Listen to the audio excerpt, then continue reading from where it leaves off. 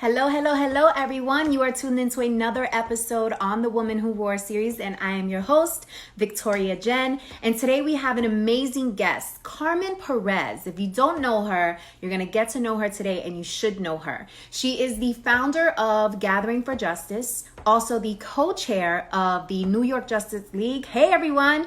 And she is also the co-chair of the 2017 Women's March, which attracted over 5 million people. Y'all remember how big that was.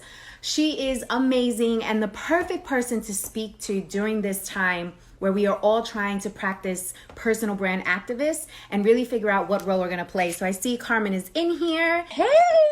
How Hi. are you? Let me just post this comment in here so people know what they watching and what they tuning into here.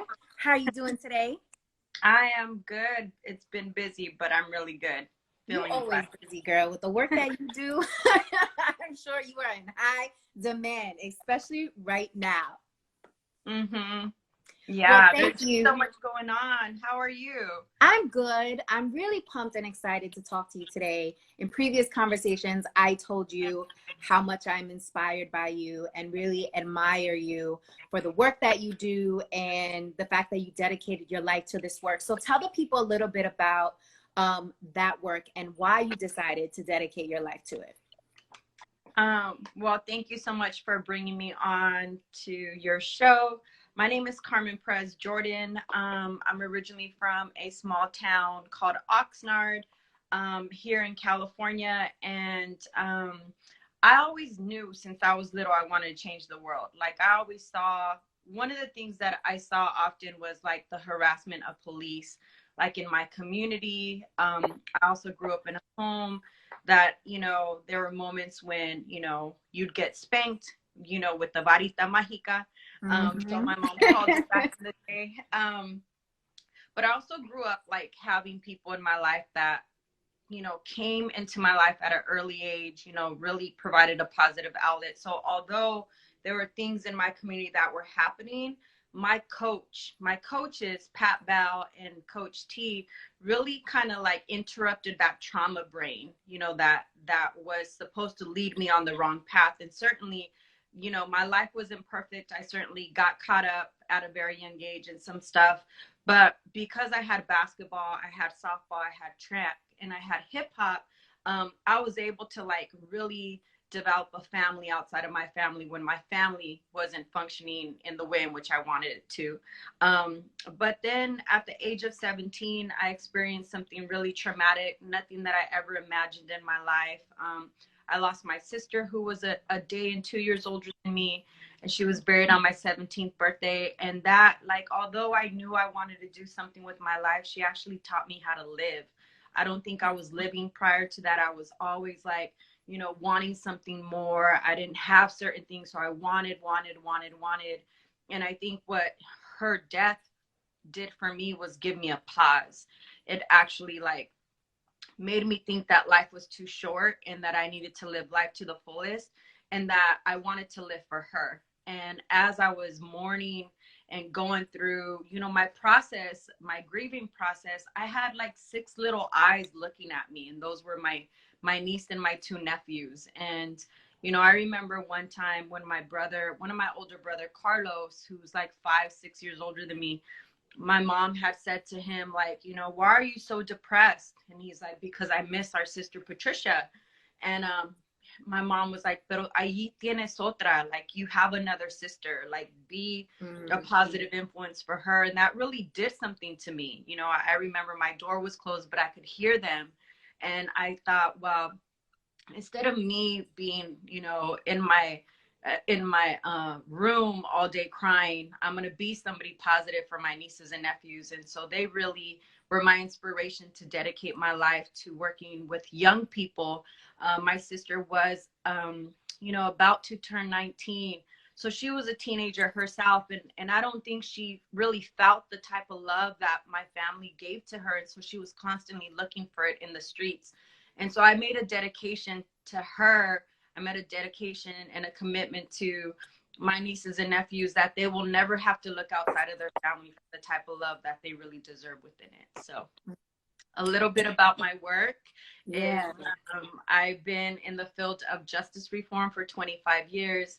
I started as a youth advocate when I was about 19, 20 years old. I was working with young people that were in the juvenile justice system, helping them get jobs. And what I really learned is you can't get somebody a job if they don't have like life skills, if they, don't have a number, they don't have a place to sleep. And so I kind of went above and beyond my little job description to really provide wraparound services for young people. And the reason why I did that is, one, I was young myself, and two, because I saw myself in a lot of these young people. I always was like, man, like that could have been me. If I didn't have my coach, Pat Bell, that could have been me. If I didn't have my older brother, Ed, or my sister, Letty, that could have been me. So I always felt this connection to young people. And then I went on to an organization called Barrios Unidos to do peace truces, to work with people that were in prisons. And so it shed a whole different light of people who were probably like facing life sentences. I didn't really understand that at the age of 22. And I was meeting with men in their 60s that had been incarcerated for 30, 40, 50 years. So it was fascinating. Fast forward, I worked for a man named Harry Belafonte, who is known as a calypso singer, but the way in which I know him, he's an activist who was a confidant to Dr. King. I've been with him for 15 years. I started as a youth organizer. Now I'm the CEO, president. And some of the work that, you shared in my introduction is working on the Women's March. But I've also been part of campaigns to, free Meek Mill. I've worked with folks like Colin Kaepernick on Take a Knee, and people like Kenny Stills. And so it's been a journey. It's been a hard journey. It's not the easiest thing to be considered an activist, although I call myself a bridge and an organizer. That's a little bit about what I do, but yeah. Yeah, So. no, that was awesome. And I learned a lot more about you in that introduction. So thank you.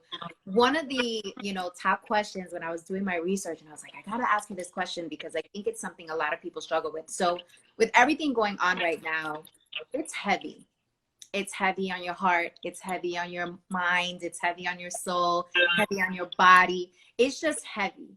And you've decided to dedicate your life to this type of work. So how do you manage dealing with that type of heaviness, especially because you see so much, behind the scenes, right? You're not seeing where the grass is greener. You're seeing behind that. So how do you manage that?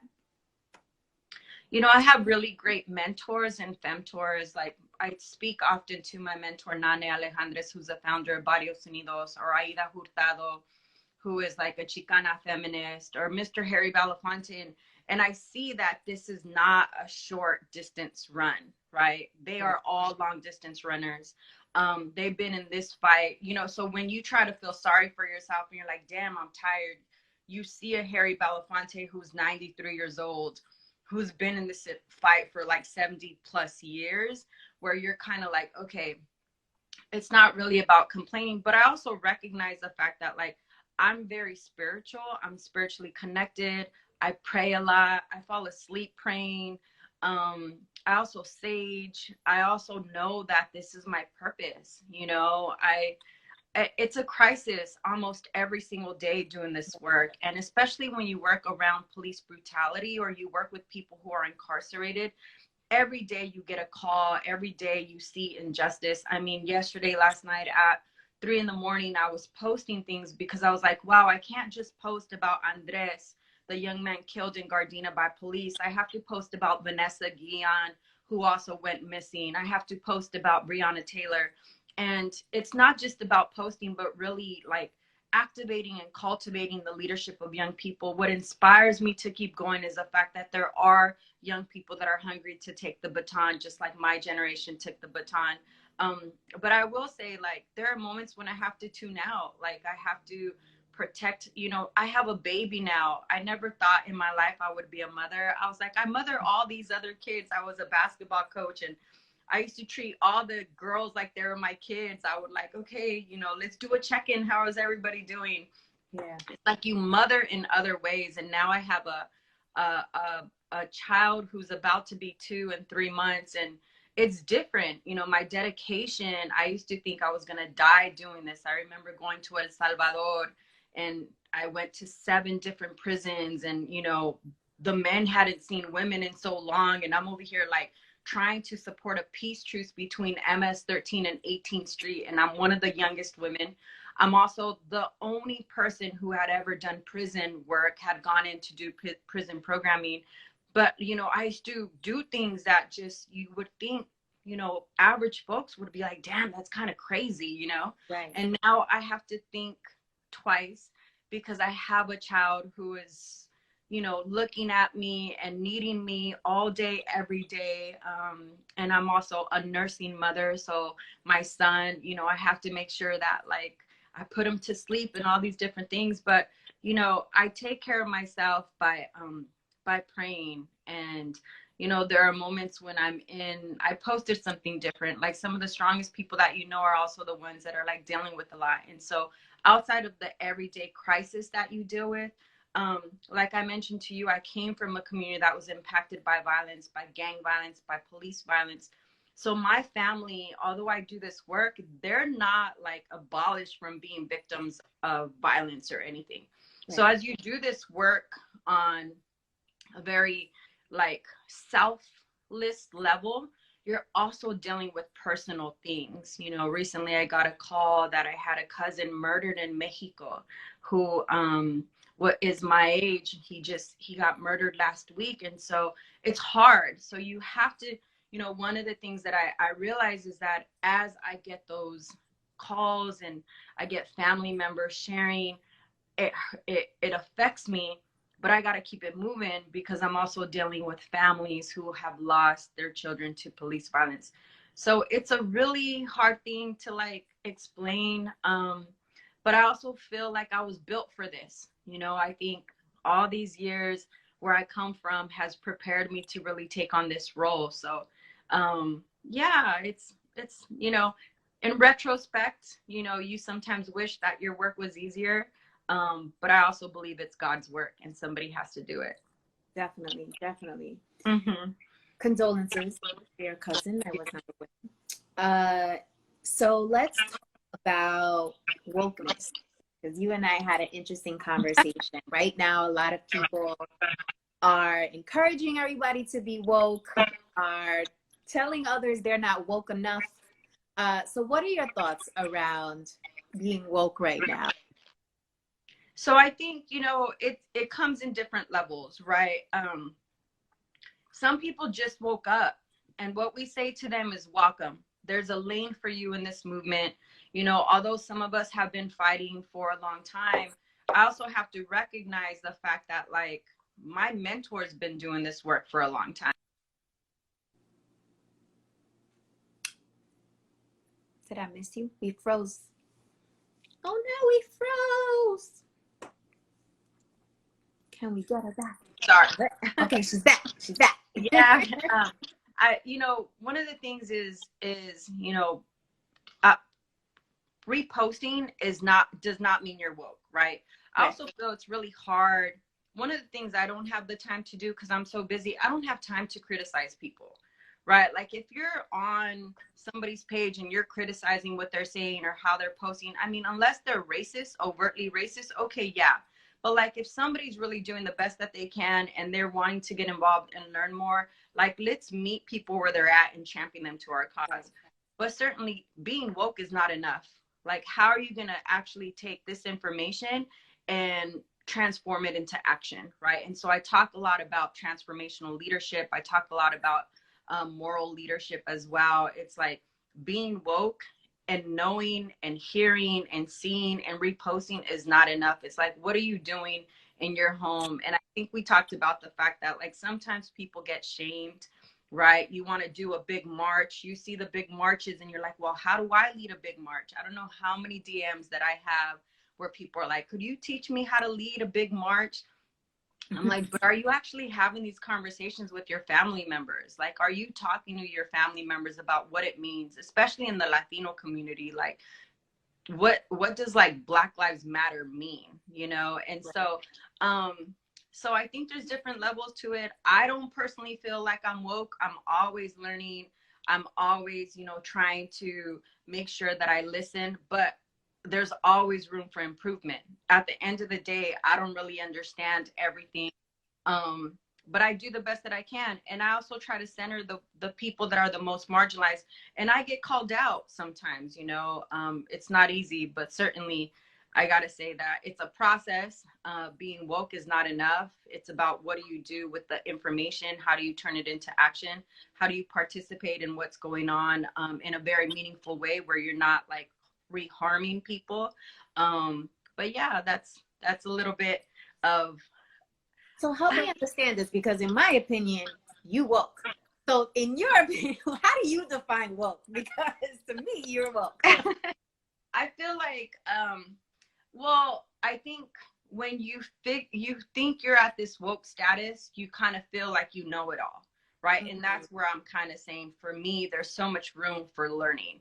Every single day I'm learning something different, especially the new generation. Like the new generation, they're just on a whole different level with their like social media. Like they're hella social media savvy. They also like know, they use terms that are probably not terms that I use, right? They use the word Latinx, which is very gender inclusive. I don't use it because it erases like Black and Latino roots, right? It erases certain elements of you. So I just kind of feel like, people who define that they're woke, let's also like do this, show in action what you're doing with your wokeness, right? And you're right. People will say I'm woke. That they'll also probably say, I'm left wing, but I don't really.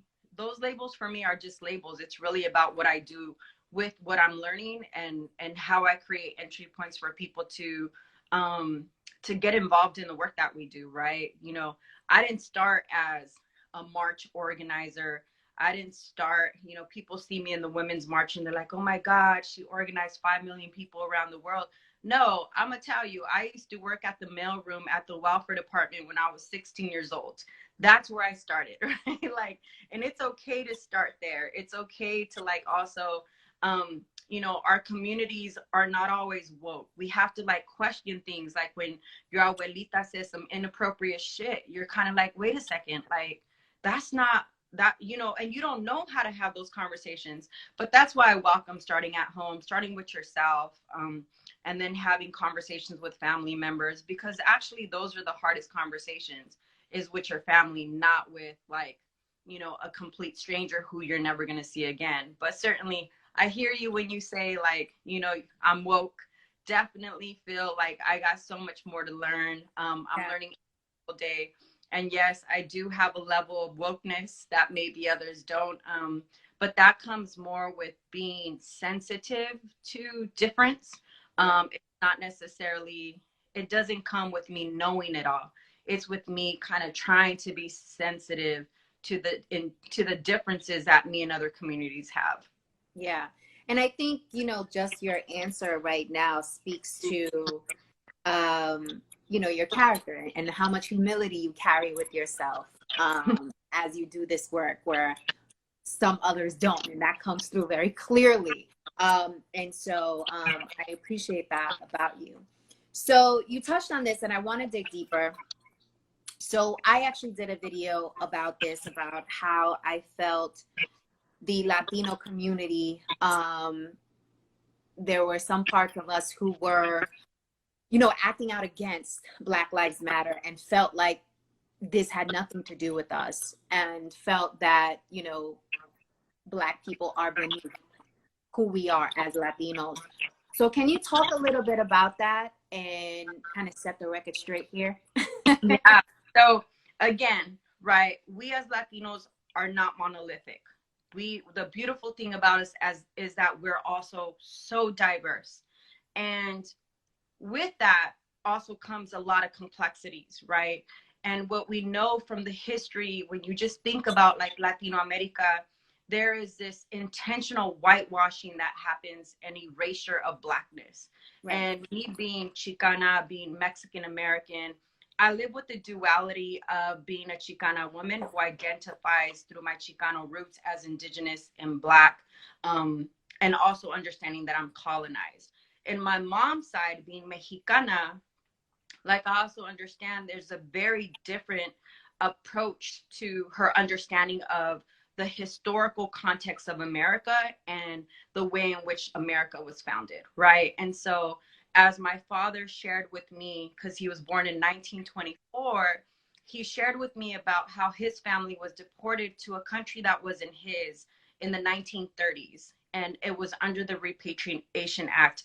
But what's interesting is the fact that in those years, in the late 1800s and the early 1900s, there were signs in the state of California and the whole Southwest after they took our land, right, and made us citizens and then deported us.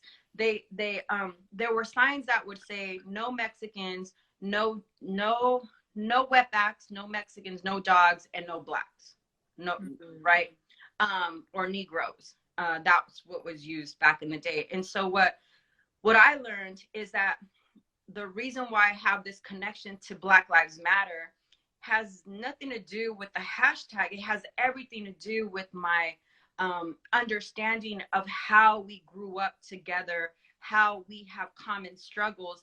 There's obviously tension, right?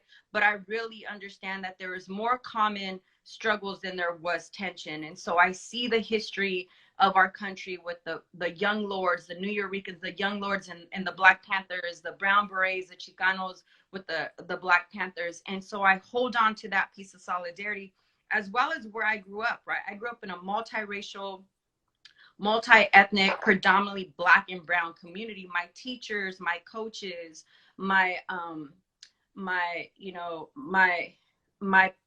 church, the preachers are Black, right? They are Black, right? Unfortunately, the man that raised me like a father figure, Pat Bow, passed away a couple years ago. But that I could, one of the things that I think about is Pat Bow was a Black man coming to talk to a monolingual Spanish Mexican mom and my mom being like, llévatela, like, go take her, yeah. please help me, right? Because she didn't understand America. She didn't understand girls playing basketball, girls dancing hip hop, girls want to be out on the streets. She wasn't raised that way. But then it's also important for me to understand I'm also Mexican, first generation on my mother's side, and my mother doesn't understand that historical context of what's happening. But I also know that my mother's grandfather was a Black man, and that Vicente Guerrero, the second president of Mexico, was a Black Mexican, right? And so like once we know this history, and it's not in the history books, I learned this riding my bike on mornings on my spin bike and putting my little laptop and watching documentaries, typing in Black and brown solidarity or Black Mexicans or whatever it may be.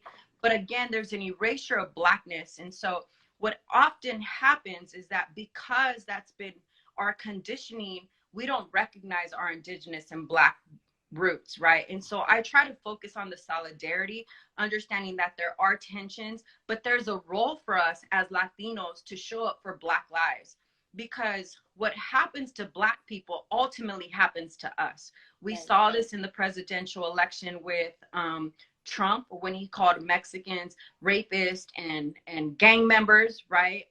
He couldn't differentiate us. So he actually pits everybody under the word Mexican. I don't know if all of y'all, like, I hear Puerto Ricans and Salvadorians like, I ain't Mexican, right? And it's not derogatory. It's just like they want to be acknowledged for who they are.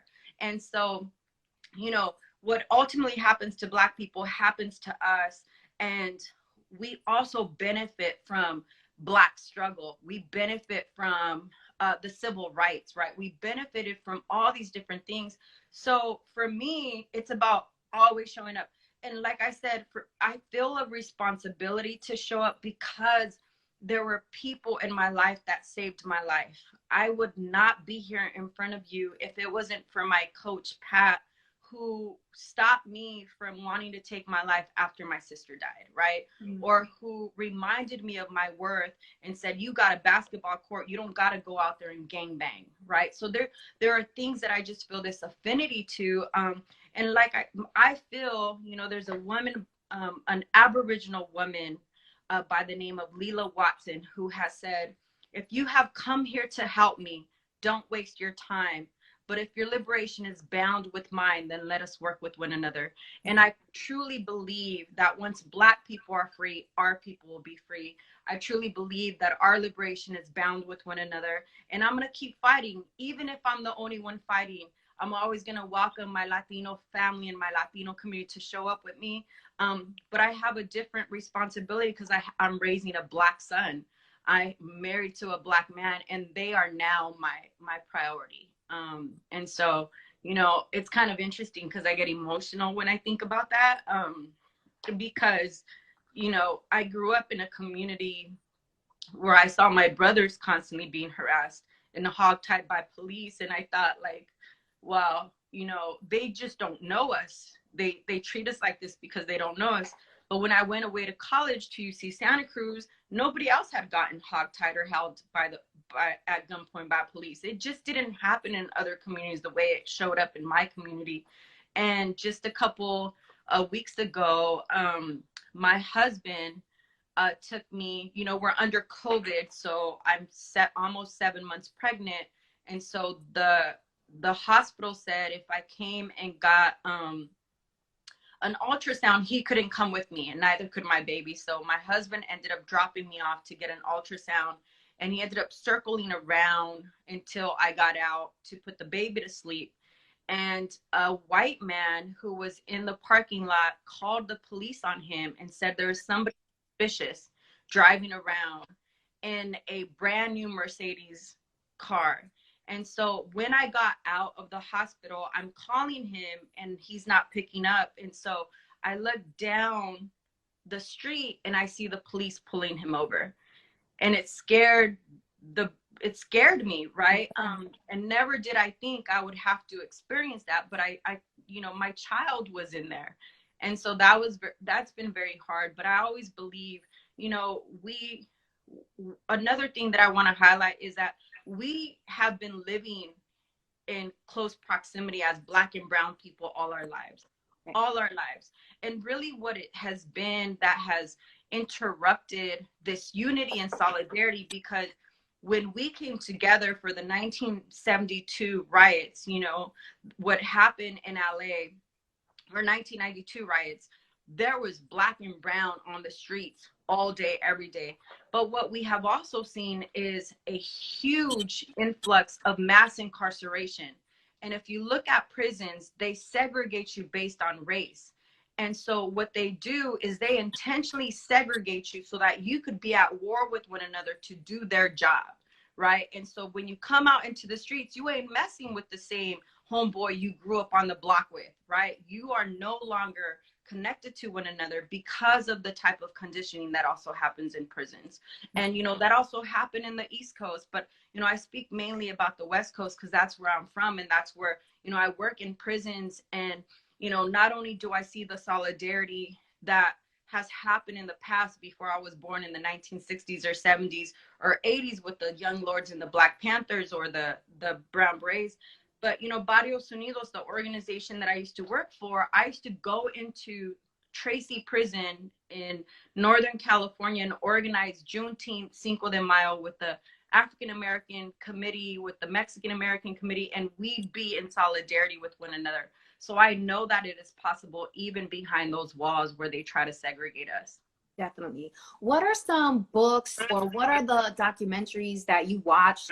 Let the people know where they can get educated, because I truly believe the reason why there is bias and why there's bias overall is due to a lack of education and not understanding where you really come from, because it was never taught to you in American schools purposely, right? And so can you tell people where they can find that information? Oh my God, I wish I would have put together a reading list. I should have prepped you, my bad. But it's really interesting. Look, I have a book right here, which is 500 Años de Pueblo. It's 500 years of Chicano history. But also, my friend Linda, I have so many books here. This is another one. Linda Sarsour, myself, and Tamika Mallory were the three national co-chairs along with Bob Bland. But this tells our story of sisterhood and solidarity with, you know, Palestinian, Chicana, and you know, and Tamika, who's African American. But like some of the things that I watch are, you know, the Repatriation Act. I try to learn about the Repatriation Act of the 1930s, Operation Wet Act. I Google all these different things. I also Google, you know, there's a man, I forget, something Lewis. He does all this like man, Lewis Gates, something Lewis Gates. He did a whole series on um, Black Latinos, and so he talked about, you know, how there was an underground railroad that went into Mexico, and how Mexico or the United States was trying to force Mexico to bring back the runaway slaves. And that's when Vicente Guerrero was like, they're all Mexican, they're, you know, and so created that system that, again, I think was a really, really good system. However, Henry Louis Gates, thank you, Karis. That's my girl on there. But he did a really good, he showed how there is the whitewashing that happens. Specifically, if you look at the Dominican Republic, the statues are all white. People think that they are European, right? And then you actually go into, you know, Haiti, which is right next door. And so there's just a very different understanding. And this is all really based on colonization. And so I just welcome people to Google things like, what do you want to learn? I'm always trying to learn about, you know, Afro Latinos, or like I try to learn about, you know, the history. I'm really into not just solidarity with the Black community, but also our indigenous community, the American Indian movement, learning about the Black Panther Party, which is very different than the civil rights movement, the Chicano movement, which is very different than the United Farm Workers movement, but just learning about the different movements. I recently did a panel with one of my boys who is Filipino, because under COVID, a lot of Asian Pacific Islanders, specifically Chinese people and Japanese people, were being targeted because of what Trump was saying. And so I went and although I show up in solidarity with my API community, I had to dig a little deeper and learn about the, you know, Chinese Exclusion Act, right? Which was the first act in the US to completely exclude a whole population, or the Japanese internment camps and things like that. So I welcome, you know, all forms of education. I Google everything. You know, somebody put on here, you know, Henry Louis Gates, who has some really great information, but there's so many books. You know, I will send something to you with all the books. I will share it. I will share it with folks. Yeah, we also have, you know, I run the Gathering for Justice. We have a task force called Justice League NYC and Justice League California. People could follow at NY Justice League, and they will see some of our radical reads. So we highlight a new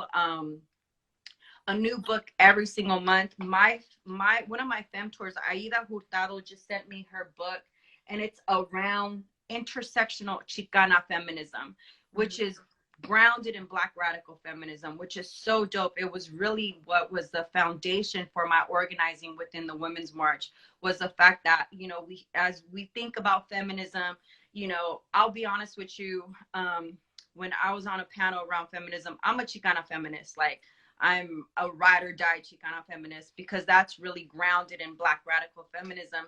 But I was at UC Santa Cruz studying under her, and I remember, you know, she was really hard on me, and she's a Latina woman. And I used to be like, damn, why is she so hard on me? She ain't hard on these white folks in this space, in this class, right? But then 20 years later, I got to prove to her that I was actually listening, by grounding the Women's March in intersectional feminism. And one of the things that I learned, as well as I was, you know, really exploring what feminism meant in my generation in this time, I also learned that, you know, feminism was founded by a French philosopher named Charles, in the late 1800s. And so there are elements that are still very patriarchal, right? Like, if you think about the early 1900s, white radical feminism did not include me and you. It didn't include Latinas. It didn't include Black women, right? And really, it was under like the 1930s, 1940s that Black feminists were like, we're gonna, you know, make sure that, because what was happening with Black feminists, or even women of color, is that white women had had access to privilege through their fathers who were white men, right? Or their sons or their husbands, where our husbands, our fathers, our sons were also 3/5 of a vote, right? So Black women were fighting alongside their husbands or their sons because there was no privilege. And so really understanding the access and really understanding how white feminists did show up to the Women's March, but also centering, people of color, particularly Black women, trans women, Indigenous women in the space was very important for us. Woo! I hope y'all was taking notes because Carmen just dropped crazy knowledge on us right now. But speaking of feminism, I read this interesting article the other day that was making some valid points. Basically, the article said that, there was that one period of time where it was rah-rah, all about women, all about feminism. And now we're in a period of time where it's all about anti-racism, and the feminist movement is dead now because we just move so fast from one movement to another movement. So what are your thoughts on that? Well, again, I think it's important to understand history, right? So like there were a lot of women who were fighting for abolition in the early 1900s.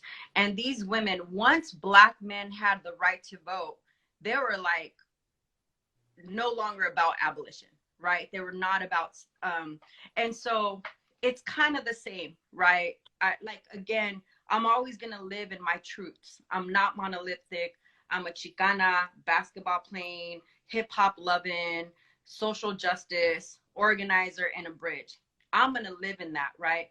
Other people choose to live in whatever they feel they want to live in. I think the women's movement still exists. I think it's certainly trying to understand what it is. But a lot of us were grounded in racial justice and doing police brutality, and we're feminists, right? And so that's why I welcome people to live in all your identities.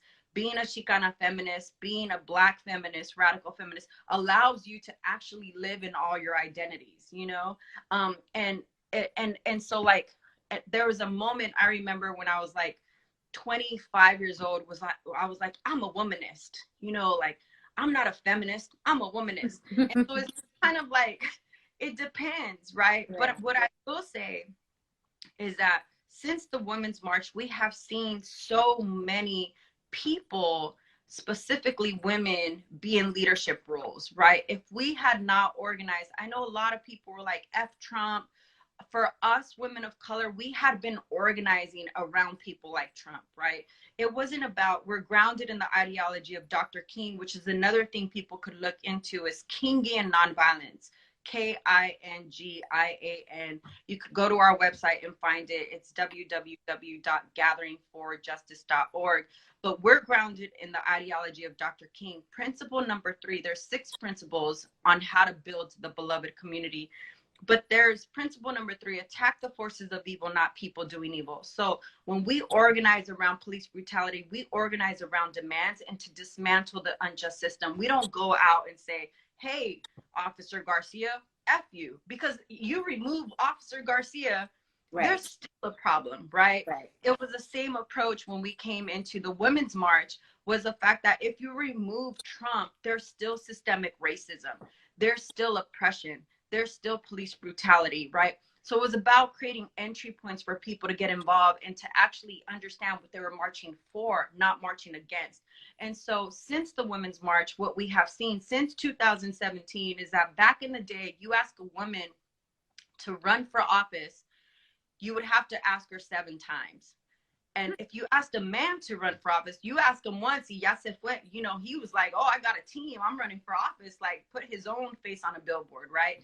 And so there were about 500, according to Emily's list, there were 500 women who were, interested in running for office. After that, it was over 25,000 women. And it's why we have the type of leadership that we have. So I don't want to erase the fact that we are now in a racial justice conversation, because some of us have always been in a racial justice conversation. Some of us have always been advocating for women not to be shackled while they were giving birth inside prison, right? So living in all our truths allows us to kind of float in time and understand that, yes, although these are hot topics right now, Black Lives Matter, we've been saying that since 2013, 2014, right? When Trayvon Martin was killed, when Michael Brown, Eric Garner, Megan Hockaday, right? Tamir Rice, all these, and today is like the anniversary of Tamir Rice. Although many people are in Kentucky fighting, you know, for the firing and the arrest of the officers involved in Breonna Taylor, we're still fighting for the arrest and the prosecution of officers who have killed Eric Garner. So all that to say is that, you know, those of us who are long distance runners, right, are going to continue to organize regardless of the times that we're in, because we have to make sure that this movement is sustained for the long run. But you also have to look at history, how there are moments where there are opportunities to rise in solidarity, and then there's moments in when you don't hear about it.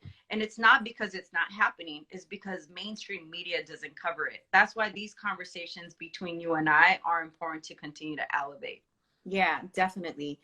So do you feel that this particular movement, does it feel different in terms of how much the spotlight will remain on this movement? Because I feel like corporate America wants it to go away as soon as possible. So they're going to do everything that they can because it's impacting business, it's impacting morale, it's impacting budget, like, you know, so, you know, and we know that they run the system. And so they're doing what they can to kind of suppress it. So do you feel that this time is different? I will say that, like, in 2013, 2014, it felt like you were alone, right? It felt when we were advocating or we were marching around the non-indictment of the officers who killed Eric Garner, you felt like you were constantly having to justify why you showed up for people like Eric Garner. And now everybody is paying attention. Brazil is paying attention because they're impacted by police brutality. You know, London is paying attention because the people there, specifically, you know, Afro-Europeans, are impacted by police brutality. Mexico, everybody is paying attention. We're not going anywhere. We're going to continue to organize. You know, we just did a march for Juneteenth. There was a youth march. Prior to that, we had a march in New York with about 30,000 people and 5 demands. And you know, we saw some victories from our demands because the city council and the state legislature voted on some of the things that we had been pushing along with the coalition. But we're not going anywhere because we still haven't seen justice with all these different things. There were 3 Latinos that were killed here in the state of California within a month. And recently, the sheriff's department who killed the young man Andres has said that they will not actually release any information. They're not going to release the autopsy of his body. Again, that's unjust. And so what people are doing is they're actually listening, right? They're marching, they're protesting, they're showing up. And one of the things that I really want to debunk is I want to debunk the fact that people think that Latinos don't show up for Black Lives Matter. Because I know, in fact, when I'm out there on the streets, or I'm on the stage at a rally, or I see a Mexican flag, I see a Puerto Rican flag, I see like Latinx for Black Lives Matter, I see Latinos for Black Lives Matter. I'm seeing it a lot more, and I think we need to continue to show up for one another. Definitely. So this is a question that I ask all of my guests, and it is, why are you a woman of force? Can't you hear it? I can, girl. I hear all the time. You know, I'm like every other woman who wants to raise their children in a society where they could go outside and play safe and return home and be accepted and loved. And you know, there are elements of me that I shared with you the other day about how, you know, what people see is this activist, right? You could see it on my wall. But I'm really a hip hop head. Like, I'm a basketball player. I'm somebody who now loves to stay home with my son. But I feel a responsibility. And I know that, like, if I could do it, a girl from Oxnard, California, who grew up with all this, like, things thrown at her and told that she would never make it in life and that she would never get out her hood and that girls like me don't make it. And you could see me on a stage and you could see yourself represented as a Latina. I just want, that is my roar. My roar is making sure that young girls could see themselves represented in leadership. We have so many beautiful Latino leaders, particularly Latinas, who are out there. And I know a lot of people know Dolores Huerta, but there's a Monica Ramirez, there's a Rosa Clemente, there's so many beautiful Latinas that are out there. America Ferrera, Jackie Cruz, who also, has been lending her voice around justice reform.